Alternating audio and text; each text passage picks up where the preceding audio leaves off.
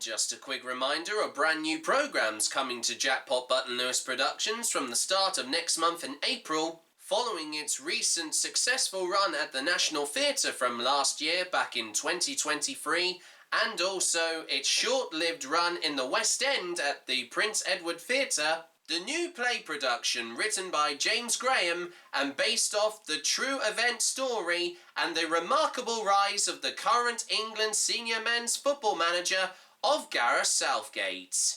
Following the painful memories of his infamous penalty miss during Euro 96 against Germany in the semi-finals, it's now time to see if he can change the game and the way that the current England football team play through 3 major tournaments, which lead on to become him being the most famous England manager in all English football history.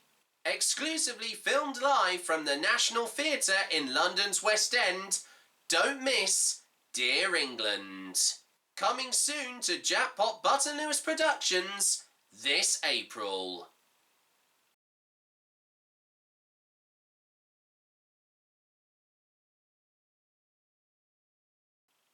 Greetings, my dear ladies and gentlemen.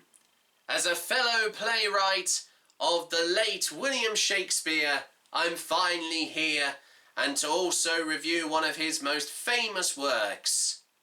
Absolutely. Hi guys, it's me, Jack Wright here, once again from my own theatre vlog series of Theatregoing Revival, and join me exclusively live here on YouTube in an hour as I am about to cover for the first time ever my first ever Shakespeare play production that I'm going to be seeing exclusively live also from the Royal Shakespeare Company, the home of, once again, Shakespearean theatre, and as I go to see one of the last few performances of the highly exciting and very successful plays and one of the most famous works of William Shakespeare that he ever written, of A Midsummer Night's Dream, and with one of the main stars playing the role of Bottom in the production of Mathew Baynton, famous from the BBC, of course, a historical comedy children's programme of Holby Histories, and also the famous comedy of Ghosts. But also, one of my old friends of course, Ryan Hutton happens to be in this production, and a few other famous stars from the world of the West End. We'll be covering that, and also that as well to start as we come up to the holidays of Easter and a very exciting tradition. We also are going to be covering another show, but right after this one, as we start a very stagey weekend in particular as we lead up once again to Easter. Join me, Jack Wright, here exclusively live on YouTube for the next episode of Theatregoing Revival, from once again here on YouTube from 7 o'clock. Hope to see you all there, my own Leaf cousins.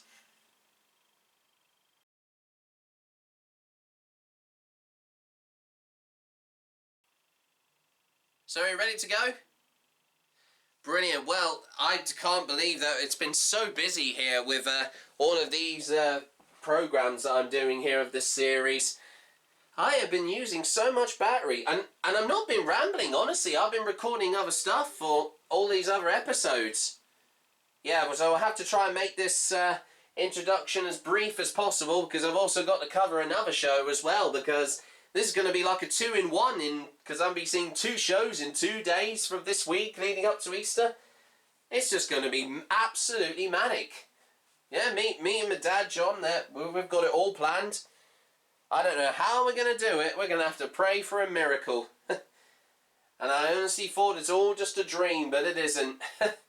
Just like the show that I'm covering in this episode tonight as well. So, but anyway, have a good show, everybody. Let's do it.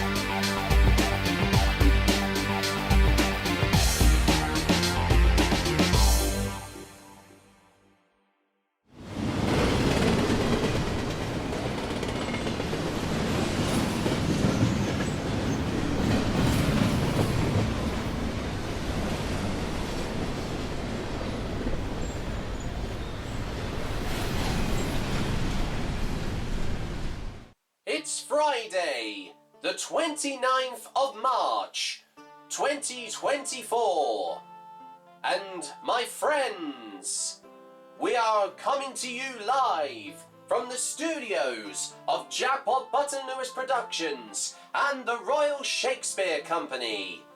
And welcome to another edition of Theatregoing Revival, the Midsummer Night Dream special episode. And now, my dear ladies and gentlemen, please welcome your host for this evening, a brand new enthusiast of the works of William Shakespeare. Please welcome your own leaf cousin and fellow lover of the arts, Mr. Jack Wright.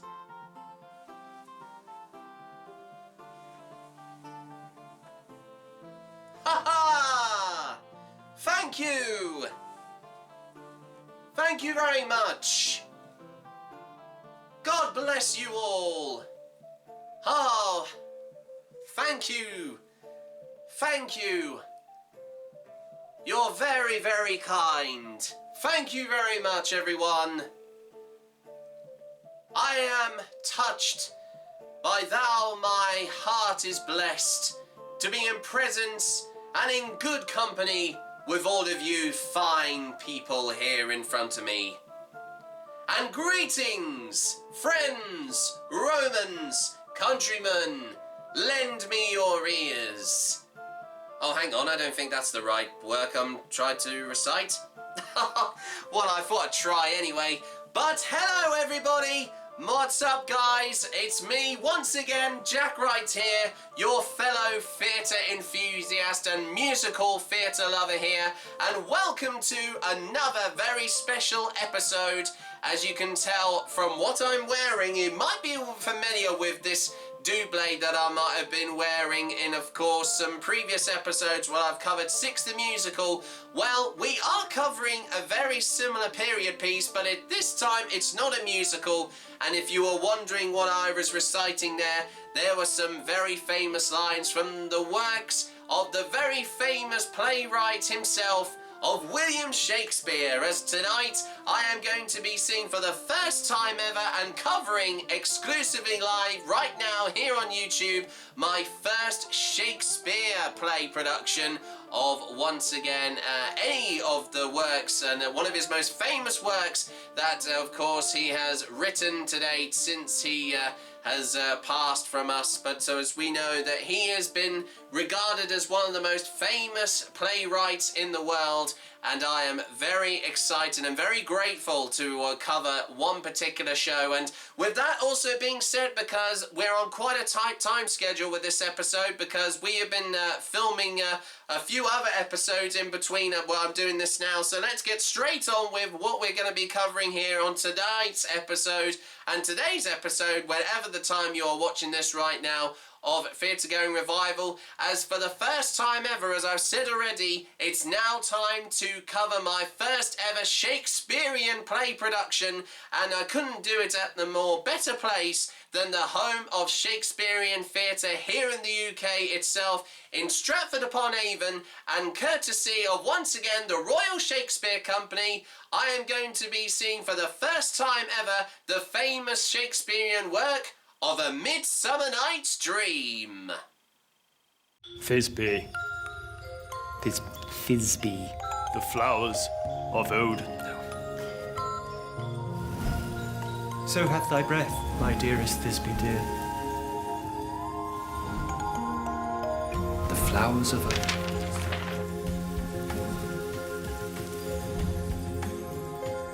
And by I will to thee appear.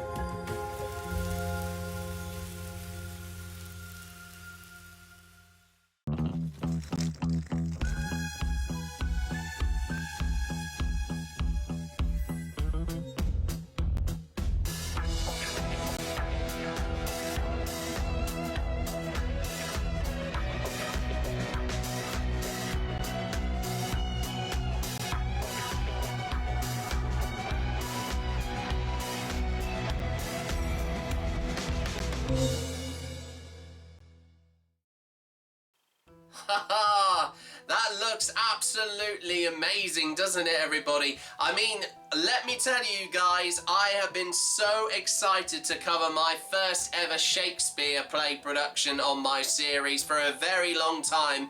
I have been with no stranger to the works of William Shakespeare since I was young. I had to, believe it or not, I actually had to cover two of the famous works of himself. And it goes back to, I think, my college days, actually. I think it was, I covered his most famous love tragedy story of Romeo and Juliet, and also Much Ado About Nothing as well, which I never thought I would ever be introduced to.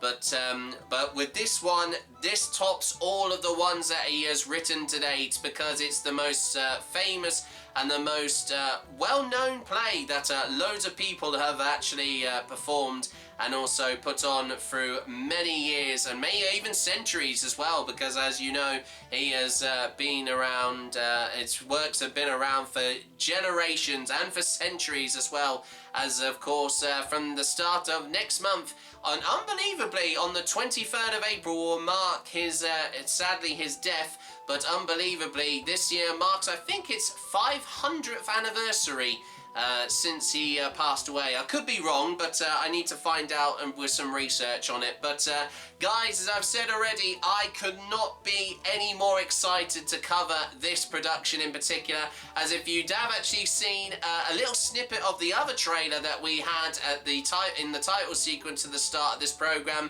you might have recognised a familiar face who's actually playing one of the lead characters in this show, and that being the role of Nick Bottom, and that is played by the amazing Mathew Baynton. Now, I'm sure some of you already might happen to know who he's from. He was famously from the children's BBC historical and also comedic children's series, historical series of Horrible Histories, and also he played the famous Regency-era poet who got shot in a duel of Thomas Thorne in the famous comedy series, comedy drama series of Ghosts, which some of you might remember that from last year it did have its 5th and final series being filmed, and it was shown on TV from the end of last year, and sadly I haven't had the chance to catch up on it yet.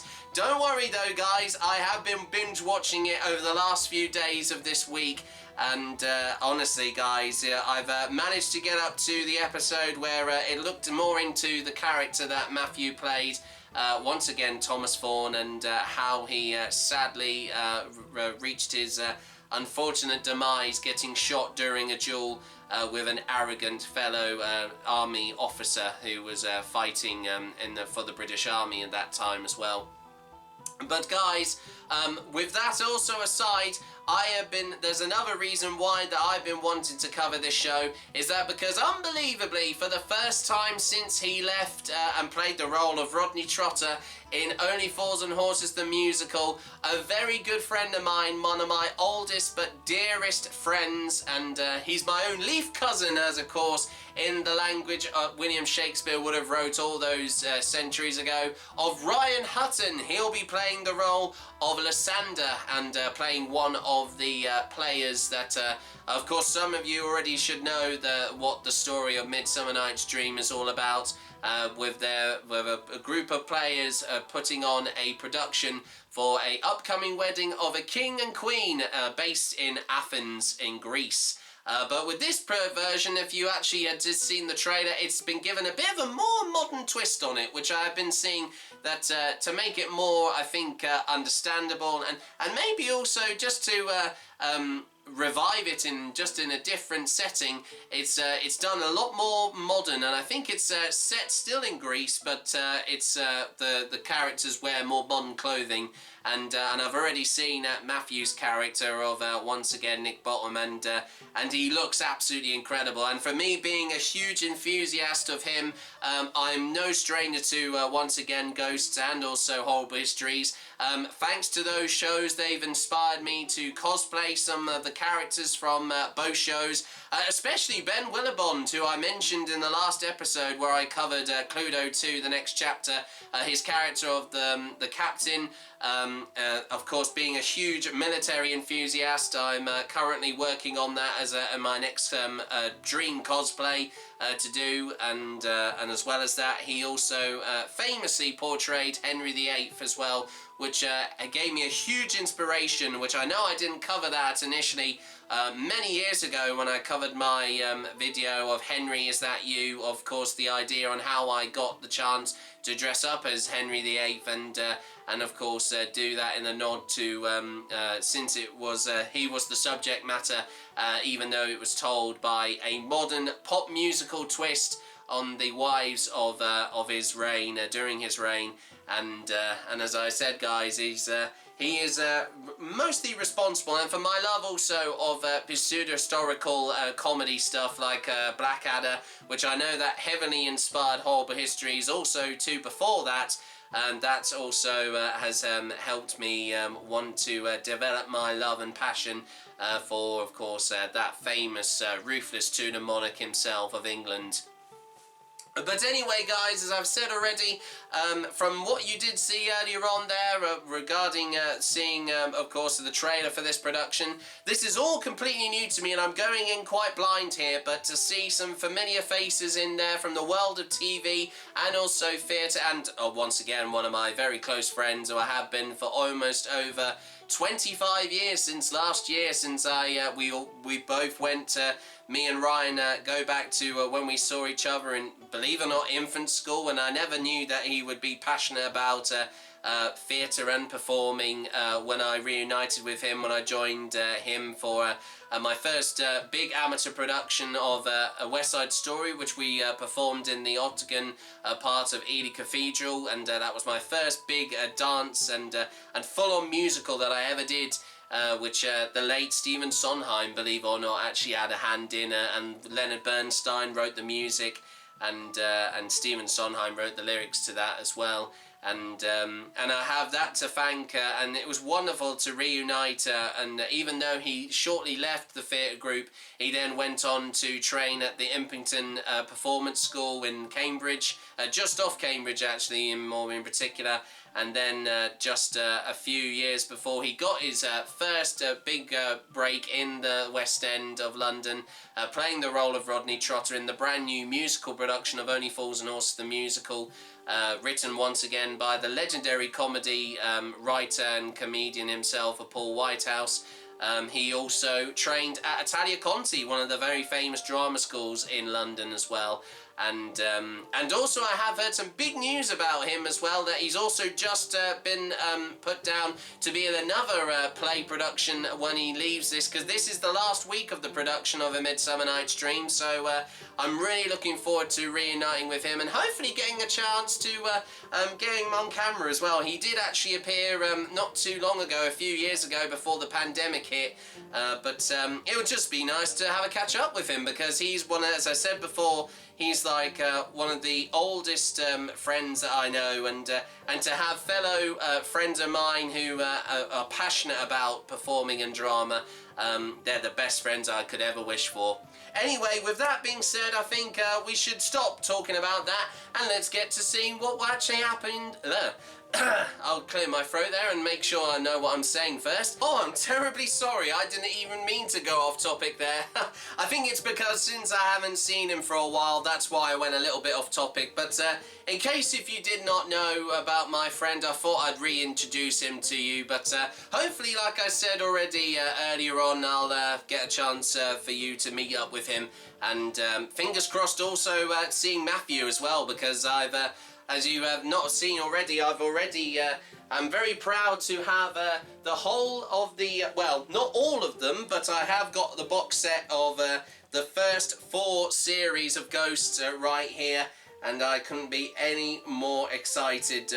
I know they haven't brought out the 5th and final series DVD just yet of the show, but I'm really looking forward to hopefully asking him after the show if I get a chance to meet him to sign that for me, and also with Ryan with that too as well, and even I've heard that the familiar face of Charlotte Giaconelli is playing one of the fairies in that. I can't remember. I think it was Peas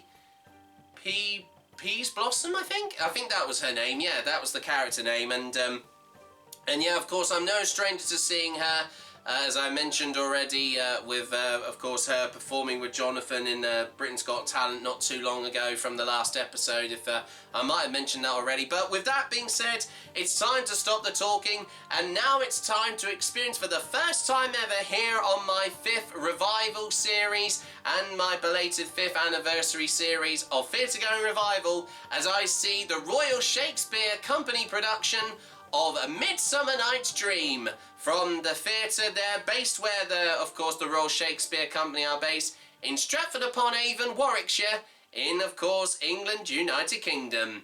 Let's go back in time and let's see this famous work of William Shakespeare. To thy theatre, my dear ladies and gentlemen.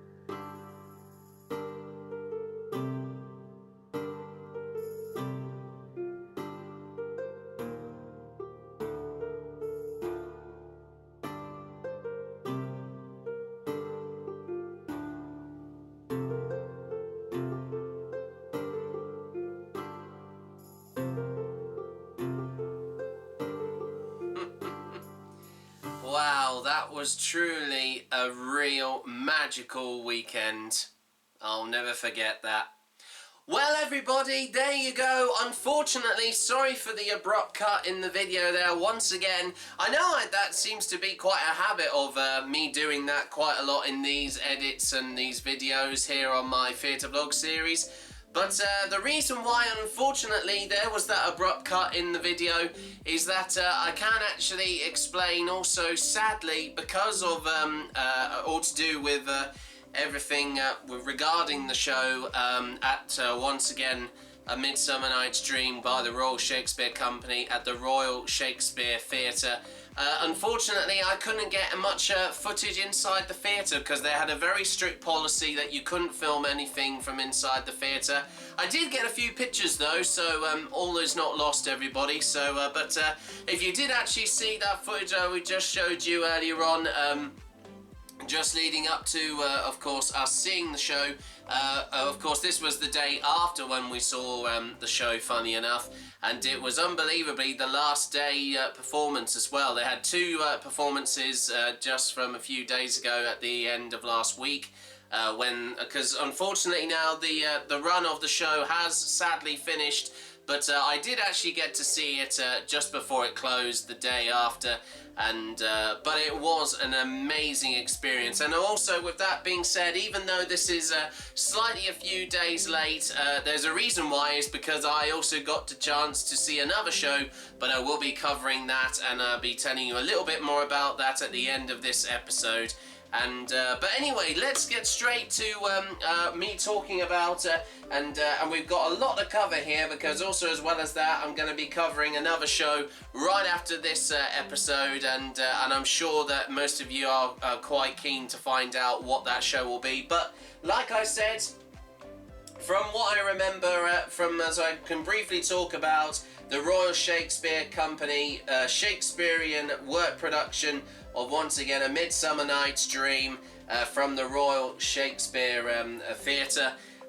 It was just, and for my first time, I was going to say, most importantly, this is the first time I've had the chance to go and see of course, a work of William Shakespeare done at professional level, actually, and with of course, as you can see, this amazing, of course, graphical design, all to do with promoting the show, with, of course, the outlines and the particles that associate with, of course, in a dreamlike state, and of course, all to do with the fairy characters in the story, as well as we did see earlier on, like with the trailer for the show. But with the main, of course, performer himself there, as I mentioned, Mathew Baynton, famously once again from Horrible Histories and Ghosts, playing the role of Nick Bottom, can go straight on to him being involved in the show. And let me tell you something, I never knew that, even though this is a dramatic work once again from William Shakespeare, I couldn't get over how hilariously funny it was. It is a comedy, which I had no idea about, but for my first time getting to see an actual Shakespeare production, a work of William Shakespeare being performed professionally at a professional level, was just incredible. As I said already, when I went into the theatre, I looked like I was transformed, or of course, I was transported to a brand new world, and it was just phenomenal. And as I said already, of course, Mathew Baynton as Bottom in the show was truly incredible, and he had so many people laughing. Actually, I do remember very well, there was actually a part in the play that, now, since of course the show has finished, I can actually just briefly talk about one particular thing that really stood out from his performance, and I think it had to be when they were performing the play of Thisbe and I can't remember the other name of the characters that were in it, but from when they actually were performing the play, and of course Mathew had one of the main characters in the play part of the show. He had quite a dramatic death, but it was done in a very like obscure and kind of like, you know, cheesy way. But it was actually, as I said, it was all scripted as part of it. and there was also I think one particular part of I think this was before leading up to his death in the play. And since the audience were laughing so hard at some of the mannerisms he did as his character, and even just from the costume as well, he did actually have a moment. He actually did break character slightly because everyone was laughing hard so much. But it took him a few seconds to get back into character, but he was absolutely brilliant. He literally had the audience in the palm of his hands, and it was such a pleasure to get the opportunity to see him perform in this show. And but of course, most importantly, as I said, I know that he may not have been of course he may be the main star of this, but once again I could also highlight once again my very good friend Ryan Hutton playing the role of Lysander. Also, if you are seeing a picture on your screen right now, I managed to get a photo with him for the first time since I saw him when he left Only Fools and Horses the musical over almost a year now, actually, coming up this May. And as you can see, also, I actually dressed up for the occasion. I know I never got the chance to show you that costume, everybody. That was heavily inspired by the very famous film of Shakespeare in Love. Of course, some of you must know that film very well. Played by, of course, the person who played William Shakespeare in that was the younger brother of Ralph Fiennes, Joseph Fiennes, who I'm sure most of you already know. I did mention him over a year ago, not exactly this month, but I think later on in a few months' time, as of when I saw the show almost over a year ago of Dear England, he played the England manager of Gareth Southgate. But of course, the performance that I did see once again with Ryan was truly incredible. I never thought for once in my life I would see my very closest friend and one of the closest theatre friends I have ever had for almost since last year. It's almost been over 25 years since we became friends, and I never knew that both of us shared the absolute passion for not just theatre and performing and also musicals as well, because funny enough, as I mentioned once before, we reunited after many years away from when we both broke up from junior school, round about, I think it was 2004 or 2005, I think. And now, of course, crazy to think that, you know, that was over 10 years ago. As to this year, funny enough, and then I actually got the chance to see him again at the end of 2010, and then I did my very first full-scale amateur production of A West Side Story, the very famous musical piece, which, funny enough, actually was, if you're not mentioned also once before, was a modern take on the very famous work of William Shakespeare of Romeo and Juliet, but of course. Obviously a different, of course, setting in 1950s in the upper, I think it was west side of New York City in America, and two street gangs, the Jets and the Sharks, fight over a particular territory in that part of the city. And but anyway, as I said, I'm slightly going off on a tangent there, guys. If you're just wondering if I know that, of course, the lighting and also the continuity also regarding, as you can see, I've got some new bed sheets on at the moment because I had a little bit of a change in the last few days since I last did this part of this vlog here covering the show. And but a lot has been happening, and we've just had also just before we saw of course the show, it was leading up to the Easter weekend. We actually saw it on Good Friday, and as I just mentioned earlier on from the footage that you just saw earlier on in this vlog, I know of course I couldn't get much show footage of the show, but I did get a chance to have we managed to, me and my dad John got a chance to have a little bit of doing a bit of a discovery and a bit of exploring around the village of Stratford-Upon-Avon, because that was the very first time I've ever been there, and funny enough, I did get the chance to see another show following on to kill a bit of time before we travel down to one specific place, which we will mention very, very quickly, of course, at the end of this review. But anyway, going back to, of course, the standout performers that were part of the show. Also as well, while I'm here, of course, I've got a wonderful signature here from my friend Ryan, and he said, "To Jack, lovely to see you." And yeah, of course, he was originally going to sign his headshot, but unfortunately I couldn't get that in time.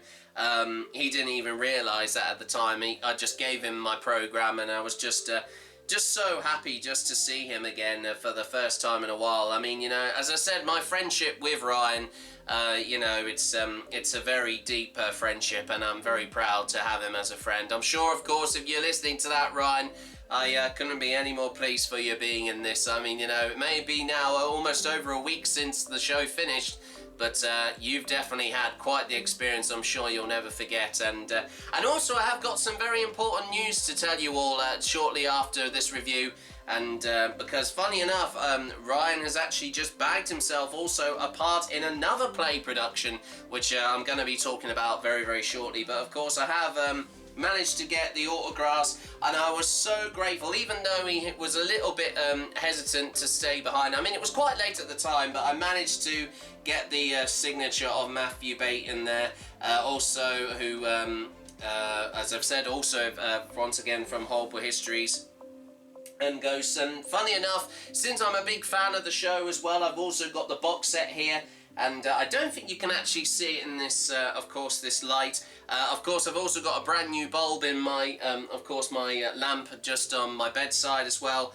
And you can also see that he quickly managed to put his full signature on my series 1 to 3 box set of Ghosts as well. And just recently, unbelievably, the 5th and final series just aired at the end of last year. So I've been binge watching, of course, all of the series to catch up on that.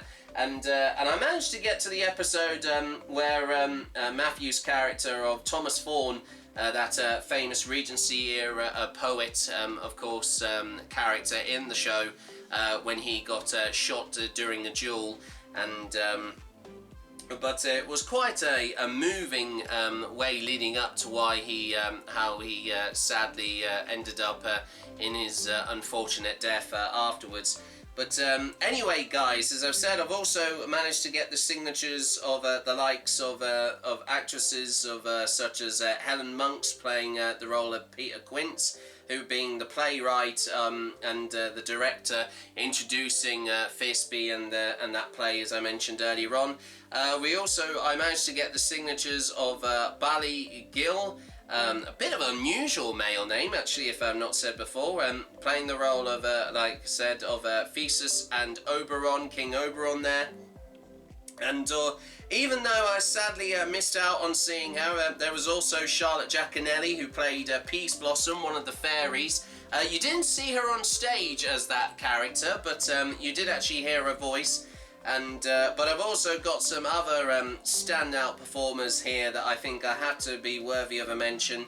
The lover of Lysander, played by Dawn Seavright, of her character playing Hermia.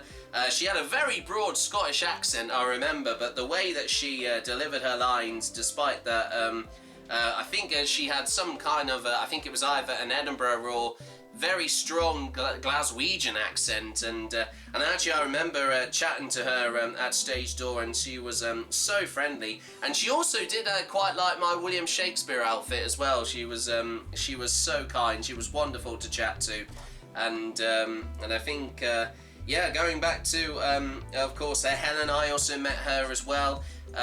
And also, I think another standout performer for me here has to be Rosie Shihai. I think that's a weird surname that she has, but playing the mysterious fairy of Puck, and the way she delivered the final monologue in the final act of the play gave an amazing rendition at the end. And she famously said one of the famous quotes from the original play of "Lord, what fools these mortals be," and that's the only piece or part of the original script of course, of A Midsummer Night's Dream that I happen to know. But honestly, guys, it does feel a bit weird, me, of course. I know I could have done this a bit more sooner, but a lot has been happening. So, like I said, with this review, it has been another... I wouldn't say another sporadic one, but I definitely had a wonderful time seeing this show. And with also that being said, I think with nothing more else to say, I think I could go straight on to now the important thing that I always do with any of my, whenever I review a show, it's time to now give it its official show rating. And even though the show has just closed, but honestly, if you were very fortunate enough to have seen this production once again of A Midsummer Night's Dream by the Royal Shakespeare Company and at the Royal Shakespeare Theatre, I have to give this production once again of A Midsummer Night's Dream by the Royal Shakespeare Company from the Royal Shakespeare Theatre. I highly recommend it, and without, of course, no other hesitation, another 5-star rating review. It's my first time seeing a Shakespearean work done at, once again, professional level, without trying to repeat myself here.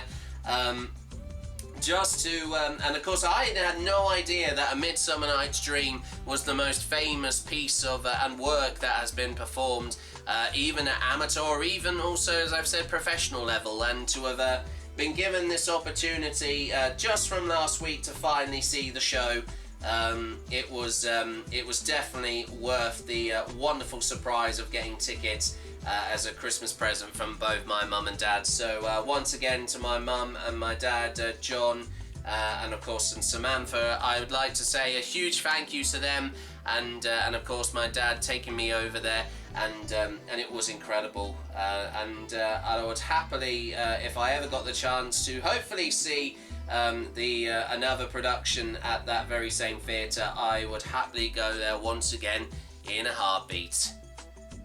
So once again, that concludes my review of, as I repeat myself there again, of A Midsummer Night's Dream from the Royal Shakespeare Company, and once again from the Royal Shakespeare Theatre, just off in Stratford-Upon-Avon there. And it may seem be, of course, a few days since I saw the show, but it definitely was an amazing production to go and see. And with that also being said, if you are wondering also why I happen to be wearing a very amped t-shirt, of course, that being it's got the Royal Shakespeare Company logo and also an established date of 1961.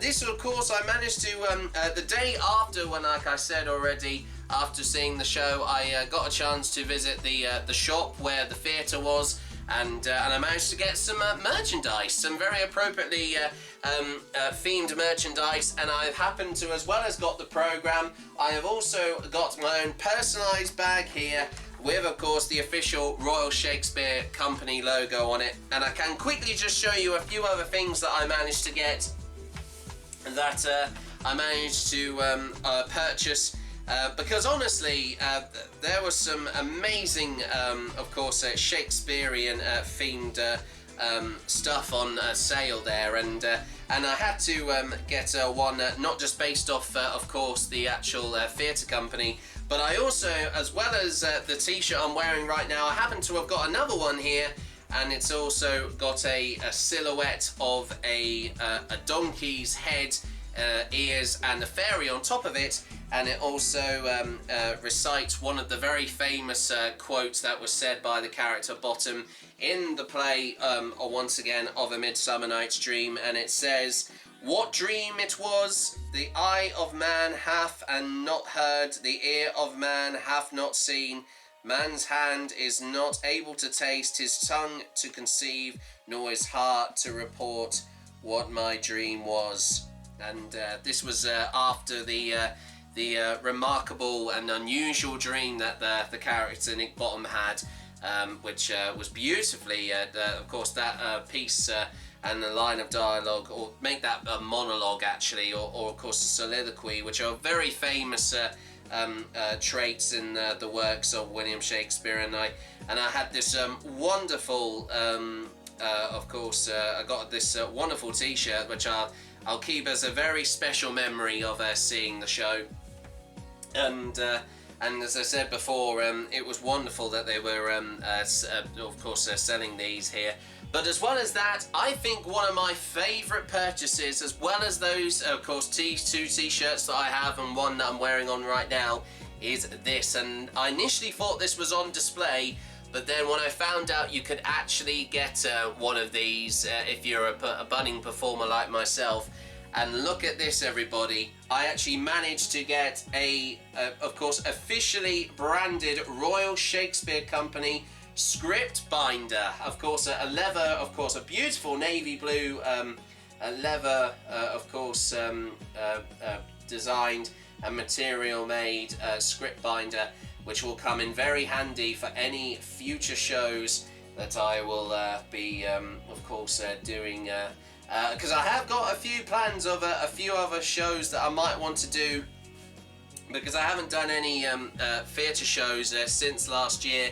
I did do a musical, of course, I made that a pantomime production of a very famous medieval themed pantomime production of Night Fever, which was based off the, of course, famous medieval kingdom of Camelot. It took actually quite some heavy inspiration, I think you could say, from, I think it would be the Holy Grail of the Monty Python films, of course, if you remember that very well.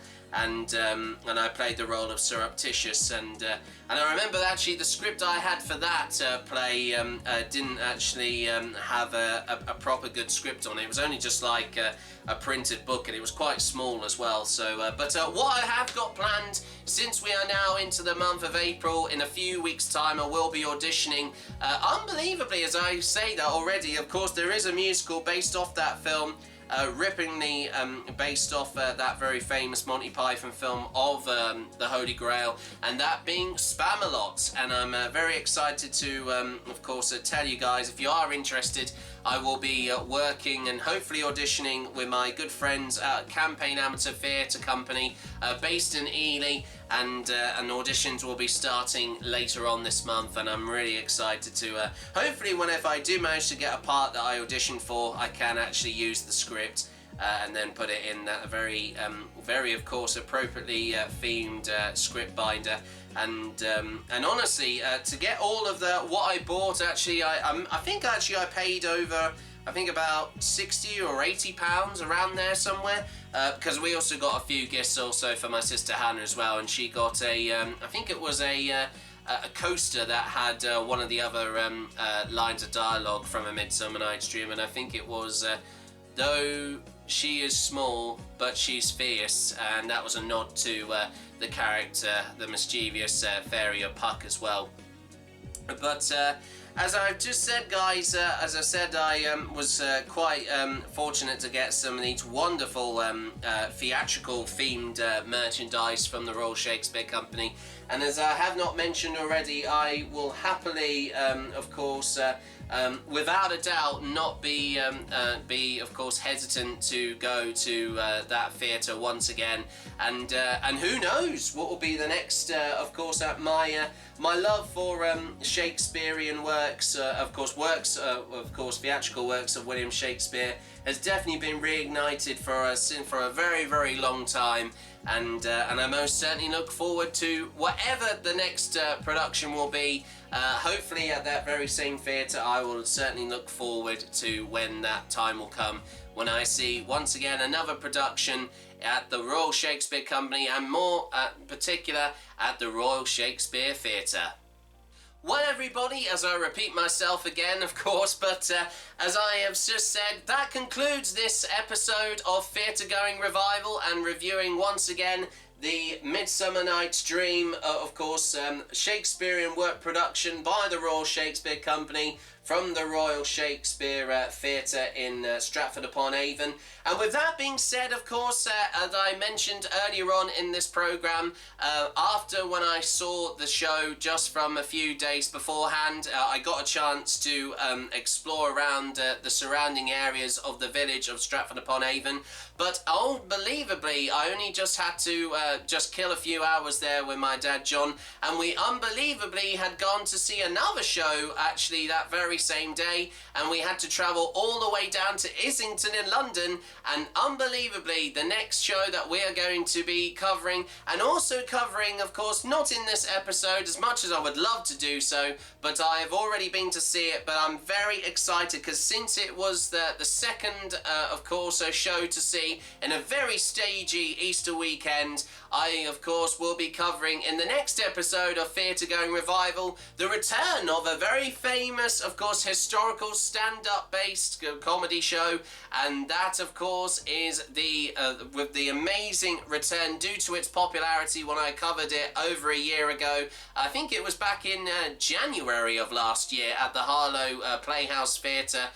In, of course, more specifically, Harlow, just off London, and that being Bloody Mary Live, the UK Tour 2024, and I will be, of course, covering that, and I mean, I've already seen the show, and I will be covering that, of course, in the next episode.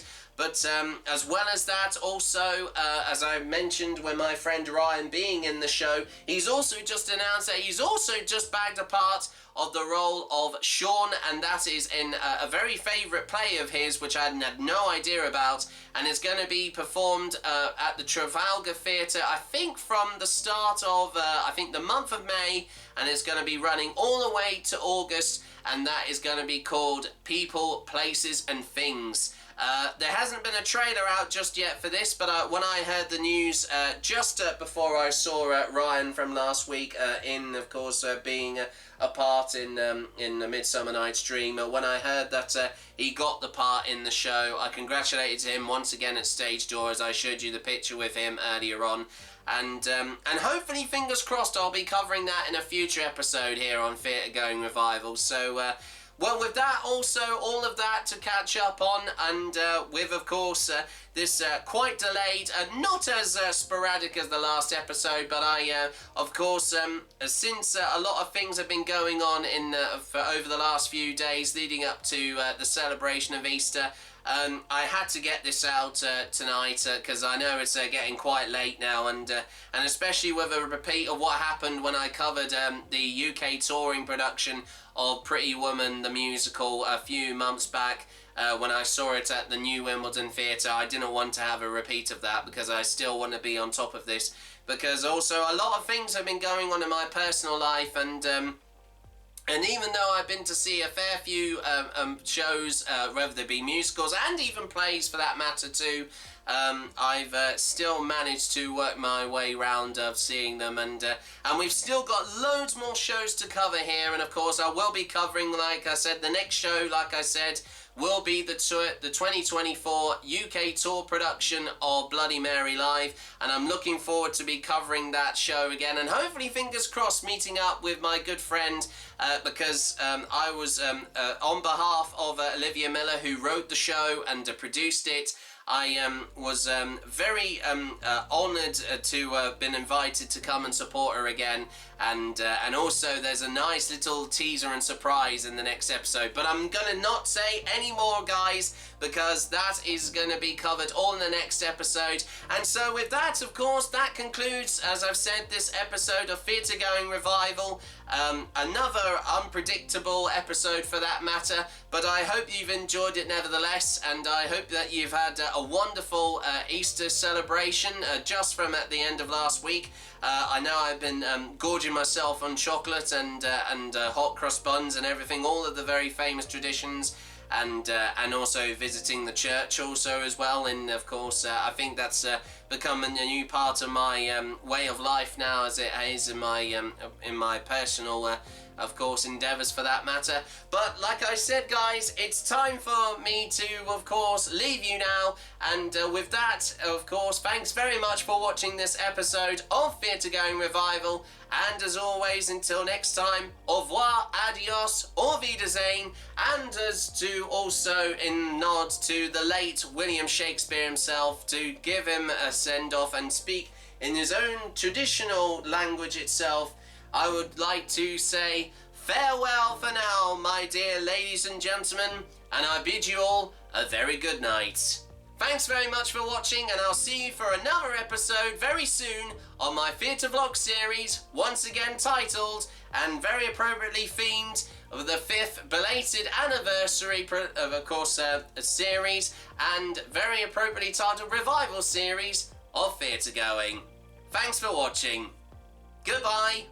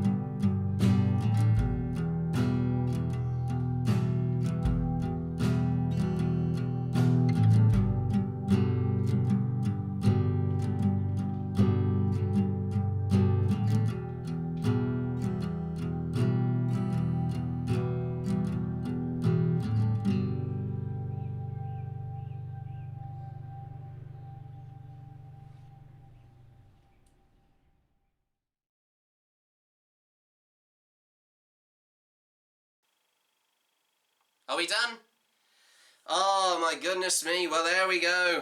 It feels like I keep saying that quite a lot, don't I? But it's so unusual, you know, with, you know, when I cover this show, or any show, you know, a few days after, it just seems a bit weird that, you know, I go into this phase of covering shows a little bit more later than planned. And I don't normally do that, you know, honestly.